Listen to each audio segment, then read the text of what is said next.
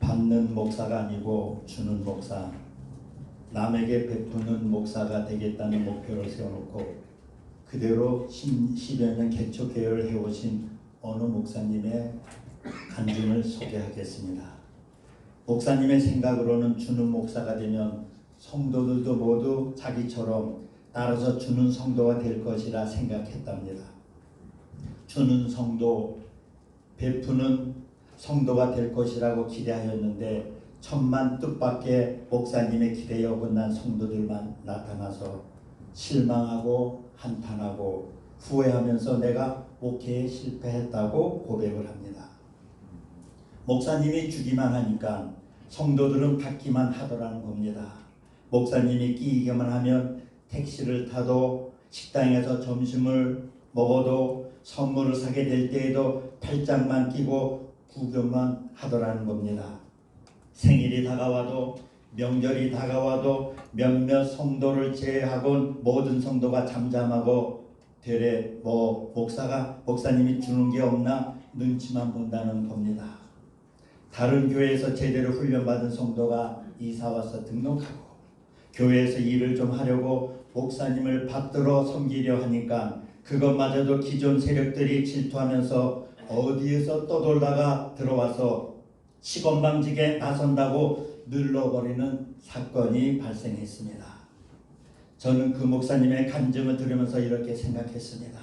그 교회는 저 이스라엘에 있는 사해바다 병에 걸렸구나. 받기만 했지 남에게 줄 모르는 사람에게 100% 걸리는 병이 바로 그것이어서 쉽게 진단할 수 있었습니다. 이스라엘 나라에는 소금바다, 죽음바다, 사해가 있습니다. 사해에 가본 사람은 알지만 그건 바다가 아니고 호수인데 갈릴리 바다에서 요단강을 통해서 물을 받아들일 뿐 다른 곳으로는 전혀 물을 내보내지 않습니다. 흘러내리던 물줄기가 사해 바다에 와서 딱 끊어져 버렸습니다. 정지해 버렸습니다. 짠 소금으로 인하여 생명이 완전히 끊어져 버린 바다입니다. 이스라엘 나라는 우리나라 강원도 면적보다 조금 더 큰 나라입니다. 나라 북쪽 끝에 해발 2,800m 높이의 헬몬산이 있습니다. 우리나라 백두산이 2,750m이니까 백두산보다 50m 더 높은 산입니다. 그 헬몬산 정상에는 항상 흰눈과 얼음으로 둘러싸여 있습니다. 이스라엘 사람들은 이 산을 가리켜서 거룩한 산이라고 부르고 있습니다. 헬몬산에서 흐르는 물줄기가 갈릴리 바다로 흘러 들어오고 갈릴리 바다로 모여든 물들이 갈릴리 바다 남쪽 끝으로 빠져나가 요단강을 통해서 사해 바다로 흘러 들어가게 되어 있습니다. 저는 성지순례를 딱 2번 다녀왔습니다. 첫 번째는 1987년 36년 전 인천 숭의교에서 부목사 1호로 보내졌습니다. 22일 동안 이집트를 시작해서 이스라엘과 영국, 유럽 여러 나라 8개국을 다녀왔습니다. 그리고 그때 아내와 함께 하지 못해서 6년 전 2017년 아내와 함께 2번째 다녀왔습니다. 그러니까 2017년 10월 9일 인천공항에서 저녁 8시 40분에 비행기를 타고 홍콩을 경유하여 총 16시간을 걸려서 그 다음날 아침 7시 40분에 이스라엘 텔아비브 공항에 착륙했습니다. 밤새도록 비행기 안에서 자는 둥 마는 둥 하다가 화요일 아침부터 강행군으로 성지순례 첫째 날 여행이 시작되었습니다. 하루 종일 여행을 마치고 갈릴리 바닷가 자리 잡은 기프츠 마을 숙소에서 첫날 밤 요정을 풀게 되었습니다. 그러니 얼마나 피곤했겠습니까? 초저녁에 일찍 잠이 든 탓인지 아내가 새벽 2시경에 일어나서 샤워를 하며 난리 부르스를 떱니다. 그 바람에 저도 잠이 깨어 일어나서 가방을 정리하고 밖으로 살그머니 나왔습니다. 칠흑 같은 어두운 밤이었습니다. 지금 제 앞에는 갈릴리 바닷물이 넘실거리고 있습니다. 가슴이 뛰기 시작했어요. 이 감동과 감격 어찌 말로 다 표현할 수 있겠습니까? 멀리 골랑공원에서 비춰오는 희미한 불빛들이 좋을 듯 희미하게 비춰주고 밤하늘에선 별빛들이 쏟아져 내리고 풀벌레의 울음소리는 애잔하게 제 가슴을 파고들었습니다. 그때 저는 이런 생각을 해보았습니다. 밤 사경에 예수님께서 기도하시다가 제자들을 찾으니 갈릴리 바다 한가운데 있는 것을 아시고 물 위를 걸어서 제자들에게 왔다고 했습니다. 밤 사경은 새벽 3시부터 5시 사이입니다. 2000년 전에 예수와 지금의 나와 무슨 차이가 있을까? 나도 지금 저 바닷물 위로 걸어갈 수는 없을까 하는 착각을 해보았습니다. 정말로 뛰고 싶고 울고 싶고 미칠 듯이 걷잡을 수 없는 이 감격과 동료가 저를 사로잡아 버렸습니다. 지금 깊은 밤에 그것도 제가 갈릴리 바닷가에 있다는 사실이 2000년 전에 예수님이 된 것처럼 그때 제가 착각을 했습니다. 그러면서 찬송가 432장을 여러 번 불렀습니다. 큰 물결이 설레는 어둠 바다,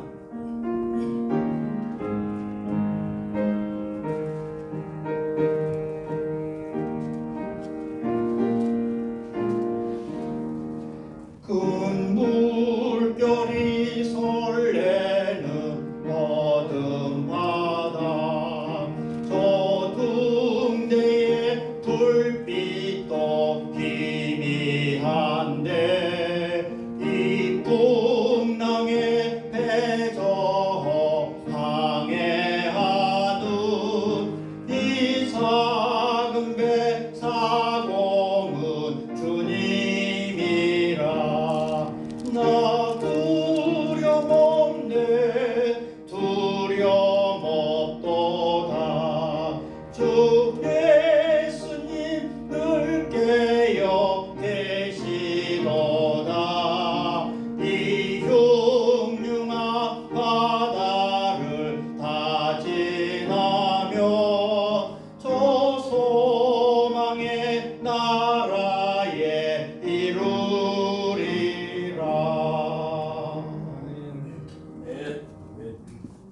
철썩이는 파도 소리, 고기 뛰노는 소리를 들으며 신나게 그물을 던지던 베드로가 생각났습니다. 그때 건너편 호숫가 마을에서 꼬끼 하고 다구는 소리가 들렸습니다. 아, 베드로를 떠올리지 않을 수 없었지요. 다굴기 전에 예수님을 부인했던 베드로, 그 감동을 카톡에 올려 지인 몇 분에게 전송하고 보니 벌써 새벽 5시가 되었습니다. 사해 바다에 갔을 때 모두 수영복으로 갈아입고 물속에 들어갔습니다. 염도가 너무 높아서 10분 이상 물속에 있으면 안 된다고 말합니다. 온통 소금이었습니다. 길도 뚝도 호수의 바닥도 그리고 물속에 들어갔다 나온 사람들의 몸도 모두 하얀 소금으로 뒤덮여 있었습니다. 물속에 들어가 하늘을 향해 누워보니 몸이 저절로 둥둥 뜨는 체험을 했습니다.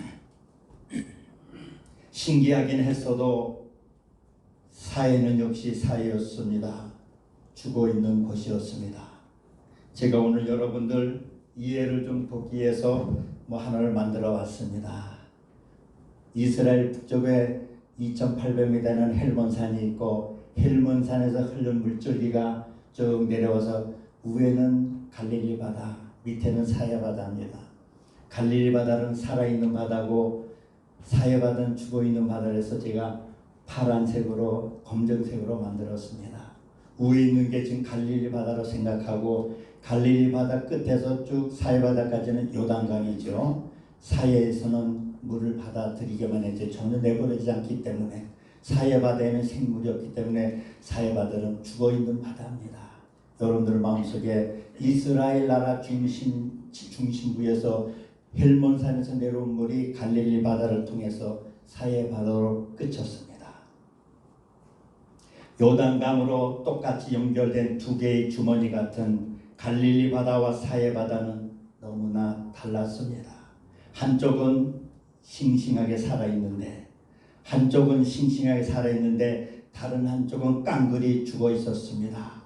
그 원인이 무엇인가 생각해 보았더니 한쪽은 물을 받아서 내보내고 있는데 갈릴리 바다였죠. 다른 한쪽은 물을 받아들이기만 했지 전혀 다른 곳으로 내보내지 않는 데 있습니다. 사해 바다였습니다. 그러나 살아있는 바다 갈릴리 바다는 정말로 아름답습니다.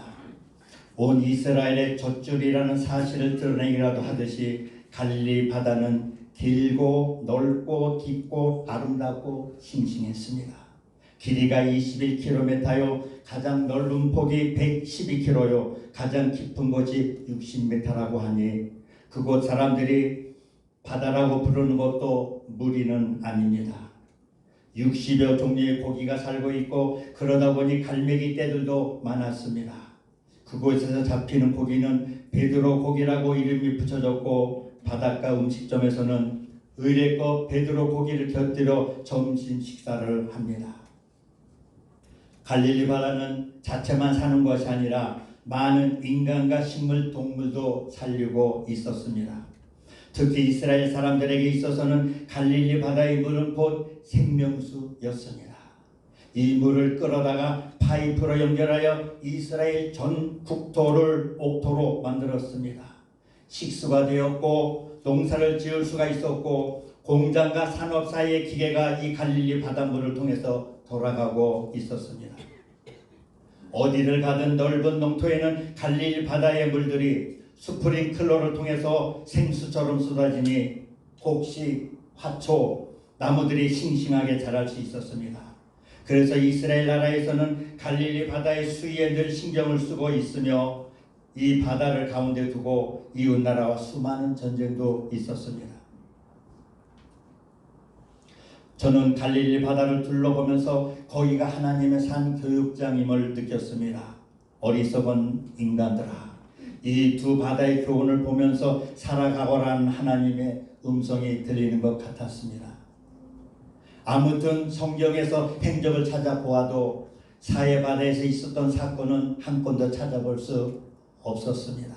결국 아브라함의 조카 롯이 소돔성 제약으로 멸망할 때 도망하다가 뒤를 돌아본 롯의 저 소금 기둥만이 사해 바다 근처에서 처량하게 홀로 서 있을 뿐입니다. 그렇지만 갈릴리 바다는 많은 기적과 주님의 활동 무대인 것을 발견하게 됩니다. 예수님의 산상수훈도 갈릴리 바다에서 있었고 12 제자를 부르신 것도 갈릴리 바다에서 있었고 예수님이 물 위로 걸어오신 것도 갈릴리 바다였습니다. 베드로가 말씀에 순종하여 그물을 던져 153마리의 고기를 잡은 것도 갈릴리 바다였습니다. 2000마리의 돼지떼가 몰수한 것도 갈릴리 바다였습니다. 그래서 예수님께서 부활 후 제일 먼저 갈릴리 바다에서 고기 잡는 제자들에게 나타나셨습니다. 갈릴리 바다와 우리 주님의 활동하신 관계는 끝없이 나타나는 것을 우리는 성경에서 찾아볼 수 있습니다. 오늘 설교 소두에 간증하신 목사님의 교인들은 사해병에 걸렸음이 분명합니다. 받기만 하고 줄 모르는, 베풀 줄 모르는 그들의 심령은 죽어 들어갈 수밖에 없었습니다. 자기도 모르는 사이에 우리의 마음밭이 소금으로 덮여가고 있는 것은 아닌지요. 지금 우리가 사는 지구촌이 폭염과 폭우, 대형 산불로 죽어가고 있습니다. 산업 사회를 만든다고 하면서 탄소를 많이 배출하여 지구 전체가 빨갛게 물들었습니다. 지구가 폭파 일보 직전에 빠졌습니다. 러시아의 푸틴 대통령이 잠잠한 우크라이나를 무력으로 침략하지 않았습니까? 벌써 18개월째 종식할 줄 모르며 전쟁이 더 치열하게 치닫고 있습니다. 궁지에 몰린 러시아 푸틴 대통령이 지금 핵무기를 만지작거리고 있다고 합니다. 우리가 사는 지구에 언제 핵전쟁이 터질지 아무도 예측할 수 없습니다. 핵전쟁이 일어나면 나 혼자만 살 수 없습니다. 지구 전체가 불바다가 됩니다. 지구가 망하면 우리도 모두 망하게 됩니다. 우리가 고급 아파트에 살고 여러분들 집에 금고에 보석이 가득 찼어도 은행에 수십억 저축을 해놓아도 우리가 사는 지구가 불바다가 되어 망하게 되면 이 모든 것들이 불타 없어집니다. 그러니 우리는 내가 가진 거 너무 아끼지 말고 이웃과 함께 나누며 살아갑시다. 오늘 본문 말씀은 이렇게 말합니다. 주라, 그리하면 너에게 줄 것이니 곧 후일되어 누르고 흔들어 넘치도록 하여 너희에게 안겨주리라. 너희의 헤아리는 그 헤아림으로 너희도 헤아림을 도로 받을 것이니라 하였습니다. 창세기 22장에 아브라함도 독자 이삭을 드렸을 때 큰 축복을 받았습니다. 열왕기상 3장에서 솔로몬도 1,000번제를 드림으로 놀라운 축복을 받았습니다. 열왕기상 17장에서 사르밧 가부는 심한 가뭄 속에서도 엘리야 선지자를 공개하다가 큰 축복을 받은 사실을 알고 있지 않습니까? 누가복음 19장에서 세리장 삭개오도 예수님을 영접할 때에 구원을 받았습니다. 우리가 성경에서 주는 자 베푸는 자에게는 하나님께서 한없이 베풀어 주셨습니다. 차고 넘치도록 풍성하게 채워 주셨습니다. 상상할 수 없을 정도로 내려주셨습니다. 우리는 지금 갈릴리 바다처럼 내게 주신 은혜와 축복을 주님을 위해서 이웃과 나라와 민족을 위해서 아낌없이 써 보셨는지요? 아니면 사해바다처럼 받기만 하고 열심히 모아서 자신을 위해서 저축만 하였지 갈릴리 바다처럼 축복을 받아서 선한 일에 아낌없이 베풀었는가? 아니면 바벨탑 쌓듯이 사해바다처럼 받아들여 쌓아놓지는 않았는지요? 저는 집에서 아내와 가족들에게는 짠돌이 노릇을 잘합니다. 그러나 살아가다가 힘들고 어렵고 불쌍한 사람을 보면 견딜 수 없어서 기어이 돕지 않고는 못 견디는 성격입니다. 한 달 전에 우리 최은영 목사님께서 헝가리 선교 가신다기에 전화를 하고 적은 액수였지만 기도하는 마음으로 선교 헌금을 송금해 드렸습니다. 우리나라 구한말 때 미국 선교사님들이 어떻게 한국을 도와주었던가요? 언더우드, 벤셀러, 스크레턴 같은 분들은 환생한 예수님이 아닐까 생각도 해봅니다. 세계에서 가장 잘 사는 나라에 가장 뛰어난 사람들이 왜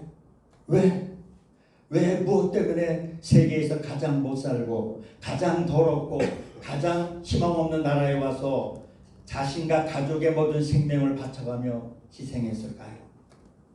그 중에 한 분을 소개하겠습니다. 지난 4월 말에 미국을 방문한 윤석열 대통령께서 미국 의회 상하원 합동연설 때 소개하신 분입니다. 로제타 홀 여사입니다. 그는 미국의 의료 선교사로 1891년 조선에 왔습니다. 그 이듬해 1892년 의료 선교사인 윌리엄 홀과 결혼을 했습니다. 결혼 이듬해인 1893년에 아들이 태어났고 결혼 3년 차에 남편이 전염병인 발진 티브스에 걸려서 운명했습니다. 남편이 죽던 해에 뱃속에 둘째 생명이 자라고 있었습니다. 두 번째 태어난 딸이 또 조선 땅에서 어린 아기 때 이질로 세상을 떠났습니다. 그때 로제타 여사의 심정이 어떠했을 것 같습니까? 아마 룻기서에 나오는 나오미와 같은 심정이 아니었을까 생각해 봅니다. 남편과 딸을 조선 땅에 묻고 그는 열심히 기도하며 조선에서 더 열심히 일할 수 있게 해달라고 기도했습니다. 고려대병원과 이화여자대학병원을 세우는 등 43년 동안 봉사하다가 미국으로 돌아갔지만 내가 죽으면 한국 땅에 묻어달라고 유언을 했습니다. 1951년 로제타 여사는 86세에 운명하여 남편이 묻힌 서울 양화진 묘역에 묻혔으며 1991년 아들 부부도 한국 땅에서 의료 선교하다가 운명하여 그 일가족 5 식구가 모두 서울 양화진 묘역에 잠들어 있습니다. 그 아들 셔우드 박사는 아직도 나는 한국을 사랑한다. 아직도 나는 한국을 사랑한다는 유언을 남겼습니다. 이제 끝으로 제 아내 어승용 사모를 조금 소개해 보겠습니다. 저 사람이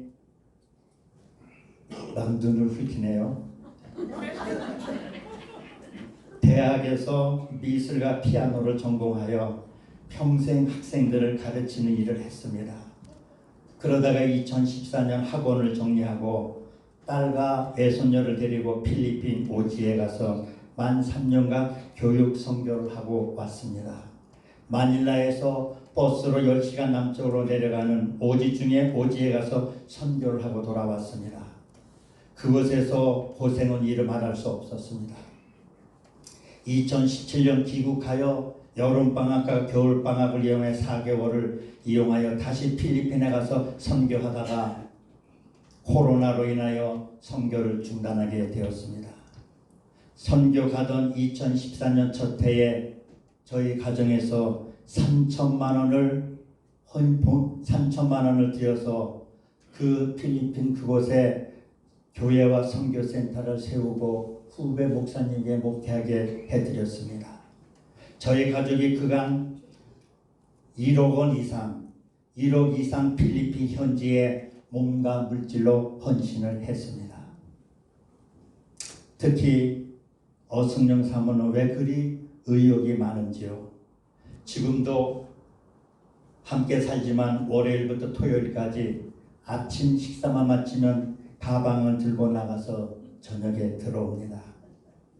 화요일에는 실버 오케스트라, 수요일에는 시니어 오케스트라 2곳에서 바이올린으로 활동을 하고 또 대전 공예협회에서 총무직책을 맡아서 활동하고 대전 환경미술협회에서 작가로 활동을 하고 토요일에는 또 화가 선생님에 가서 또 함께 그림을 그리고 평일에는 다문화 가정 모임에 가서 또 선생님으로 활동을 하고 그 사이사이에 자기 작업실에서 아이들과 성인들에게 피아노와 그림을 봉사하면서 가르치고 있습니다. 목요일에는 딸이 와서 바이올린 특별 레슨을 또 하고 있습니다. 저 사람은 특히 보면은 손에 반지를 많이 끼고 여기에 손과 발에 온몸에 액세서리를 좀 많이 달고 다니는 것 같습니다. 그런데 여러분들 한번 어승용 사모에게 가서 사모님 이거 얼마 줬으니까 참 예쁘네요. 얼마 줬으니까 예쁘네요. 3번만 한번 질문해 보세요. 그러면 그 3번이 끝나기 전에 손가락에 끼었던 반지를 팔뚝에 끼었던 팔찌를 아니면 옷이라도 벗어서 공짜로 돌로 내어줄 겁니다. 저는 여러 번 그런 것을 보았습니다. 그래서 어승용 사모 주위에는 늘 사람들이 모여듭니다. 남에게 베풀 때 사람들은 모여들게 되어 있습니다. 우리 음목교회가 순복음교회에다가 이곳으로 이사 왔습니다. 전에 쓰던 피아노는 순복음교회 피아노였기 때문에 피아노가 없어서 제가 기도하는 가운데 음목교회 피아노를 봉헌했는데 그때 집사람은 필리핀에 있었습니다. 물어보지도 않았습니다. 나중에 돌아와서 얘기하니까 저한테 바가지 긁을 줄 알았더니 오히려 제 어깨를 툭툭 치면서 잘했다고 칭찬해 주더라고요. 지난 주일도 자랑이 아니라 성가대 가운 우리 중찬단 가운 20거를 어디서 기준 받아가지고 음목교회에 봉헌했습니다. 저 사람의 지금 꿈은 무엇인가 하면은 악기 다루는 사람을 많이 모아서 우리 예배 시간에 여기 오케스트라를 만들어가지고 예배 시간에 은혜롭게 정말로 드리고 싶은 그 꿈이 있어서 누가 악기를 한다면 우리 음목교회에 나오라고 하면서 지금 그렇게 권면하고 있습니다. 이런 면에선 저도 아내를 사랑하고 존경합니다. 하루는 제가 늘 존경하던 곽성용 목사님에게 전화로 상담을 했습니다. 곽 목사님, 제 아내 어승용 사모 좀 말려주세요. 저 사람이 제 나이도 모르고 저렇게 날뛰고 있습니다. 했더니 곽 목사님 하시는 말씀이 어승용 사모는 자기가 하는 것을 못하게 하면 죽는다. 고 하시며 그냥 내버려두라고 저에게 말씀하셨습니다. 헬몬산 기슭에서 발원한 물줄기가 모여서 갈릴리 바다와 사해 바다를 만들었는데 한쪽은 살아있는 싱싱한 바다요, 다른 한쪽은 깡굴이 죽어있는 생명이 하나도 살 수 없는 죽은 바다가 되었습니다. 여러분들은 어느 편을 택하시겠습니까? 갈릴리 바다냐 아니면 사해 바다냐? 이제 오늘 말씀의 결론을 맺으려고 합니다. 이 세상에 한번 태어난 우리 인생을 사해 바다처럼 받아먹기만 하다가 인생을 망치려니까 아니면 갈릴리 바다처럼 평생을 내게 주어진 것으로 남을 도우며 살아가시렵니까? 갈라디아서 6장 7절 이하에 이렇게 성경은 말해주고 있습니다. 스스로 속이지 말라. 하나님은 업신여김을 받지 아니하시나니 사람이 무엇으로 심든지 그대로 거두리라.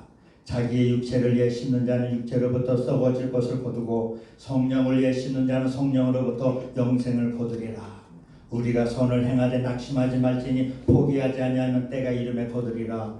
그러므로 우리는 기회 있는 대로 모든 이에게 착한 일을 하되 더욱 믿음의 가정들에게 할지니라.